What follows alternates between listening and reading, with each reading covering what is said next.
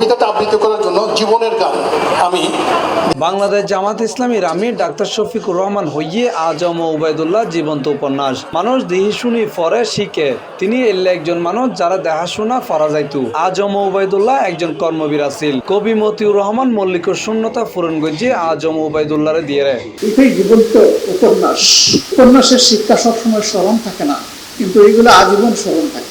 সম্মানিত ভাইয়া, তার মাত্র একটা মানুষ কোনো না কোনোভাবে একটা ঠিকানা করে টাকার একটা ঠিকানা গড়ে তোলে। মুসান্না বলেছে শুধু তার জন্ম হয় নাই চিটাগাঙ্গের, বাকি সব কিছু একেবারে ঠিক।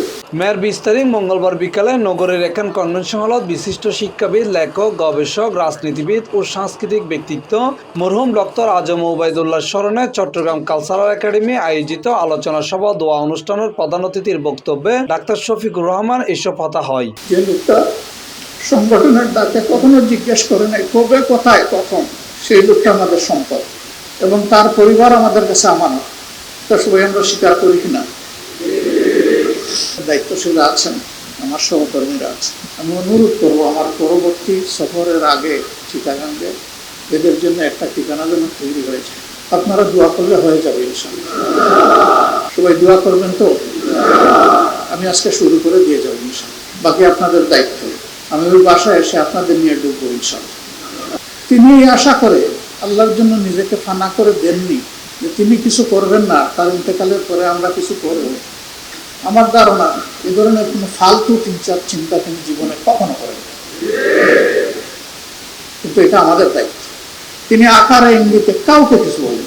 যদি পরিবার আমাদের কাছ থেকে এইটুকু উপহার গ্রহণ করে, তারা আমাদেরকে কৃতজ্ঞ করবে। এই ব্যাপারে তারা যেন অন্য কোনো চিন্তা না করে যে আমাদের বাবা যেখানে এগুলো তোয়াক্কা করেননি, আমরা কেন করব। এটা তোমাদের পিতার, ভাইদের, বন্ধুদের আবেগের এক ফোঁটা চোখের পানি মিশানো উপহার। তোমরা ইনশাল্লাহ এইভাবে কবুল করবা। বাকিটা কি হবে আমি দায়িত্বশীলদের সাথে পরামর্শ করব।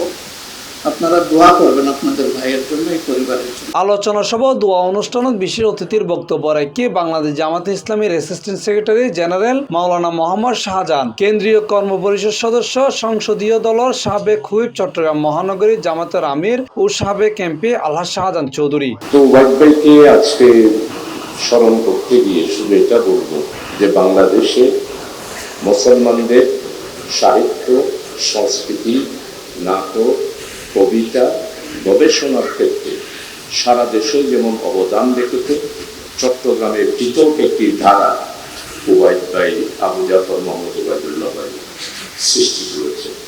অনেকেই আছে এই সাংস্কৃতিক অঙ্গনে। আমি অবশ্যই পরবর্তী করতে সরাসরি সংগঠনের সাথে জড়িত রয়েছি, কিন্তু আমি সবাইকে আন্তরিকভাবে, কালকে নাসিমুল জানা একসাথ আহত হয়েছে, তাকে বললাম যে তোমাকে যেতে হবে, তাকেও রাত্রিবেলা দেখতে যাবো। তো আমি আজকে মাননীয় প্রধান অতিথি, আপনি আজকে আমাদের আবু জাফর মোহাম্মদ ওবায়দুল্লাহ ভাইয়ের স্মৃতি সভায়, স্মরণ সভায় এসেছেন। চট্টগ্রাম মহানগরীতে উনি আমার প্রিয় ভাই হিসাবে আমি দুই দিনে ভারতের শপথ নিয়েছি ফেব্রুয়ারি মাসে 2024 সালে। আমি খেলে খেলে ওর সাথে দুইজন আমি দিন খারাপ।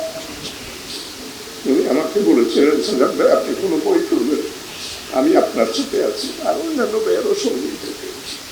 তো প্রিয় আজকে চট্টগ্রামের সর্বস্তরের সাংবাদিক, সাহিত্যিক, গবেষক, নাট্যকার, এখানে প্রশাসনেরও অনেক ওনার অত্যন্ত বন্ধু বান্ধব ছিলেন, মেধাবী ছিল। তো এই জন্য সারা বাংলাদেশের প্রশাসনিক ক্যাডারদের মধ্যে অনেক যোগাযোগ ছিল।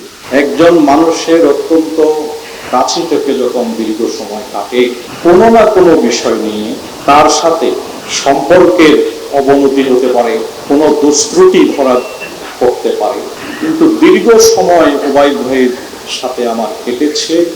উনি আমাকে কখনো কষ্ট দিতে পেরেছে বলে আমার মনে পড়ে না, এত দীর্ঘ সময় কাটার পরেও। এবং তিনি এত ভদ্র ছিলেন, উচ্চকণ্ঠে কথা বলতেন না। তিনি আমাদের চেয়ে অনেক যোগ্য, কিন্তু নিখুঁত আনুগত্যের ক্ষেত্রে আমি তার কোন রকম ন্যূনতম কোনো দুর্বলতা কখনো আমি দেখিনি। অনুষ্ঠানত আরো উপস্থিত আছিল থানা, ওয়ার্ড, বিভিন্ন মহানগরের নেতৃবৃন্দকল। জয়